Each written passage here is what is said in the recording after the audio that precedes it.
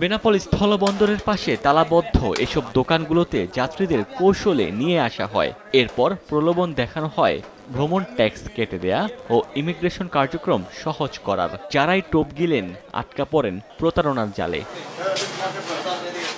যাত্রীদের থেকে হাতিয়ে নেওয়া হয় টাকাসহ মূল্যবান মালামাল। এরপরেই তাদের প্রতারণা বুঝতে পারতেন ভুক্তভোগীরা। প্রশাসনের চোখের আড়ালেই দীর্ঘদিন ধরে এমন অপরাধ করে আসছে চক্রটি। প্রতারণার শিকার কয়েকজনের থেকে অভিযোগ পেয়ে মঙ্গলবার সেখানে অভিযান চালায় পুলিশ। তবে উপস্থিতি টের পেয়ে আগে ছটকে পড়েন প্রতারকরা। এরপর দোকানগুলো তালাবদ্ধ করে দেয় পুলিশ।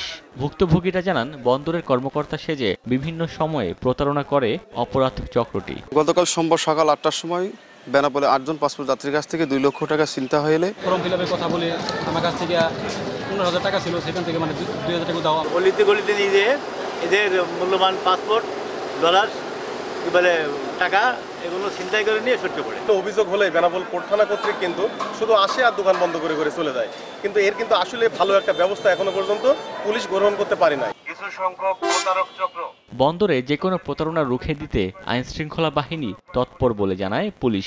অর্ডার কেন্দ্রিক যে সমস্ত অপরাধী আছে, যারা প্রতারক চক্র আছে, যারা এই কাটিং পার্টির সাথে জড়িত, তাদের বিরুদ্ধে আমাদের জোরালো অভিযান শুরু হয়েছে। আবার ব্যবসা, চিকিৎসা সহ বেনাপোল বন্দর দিয়ে প্রতিদিন 8 থেকে 10,000 যাত্রী যাতায়াত করেন। সময় সংবাদ, বেনাপোল।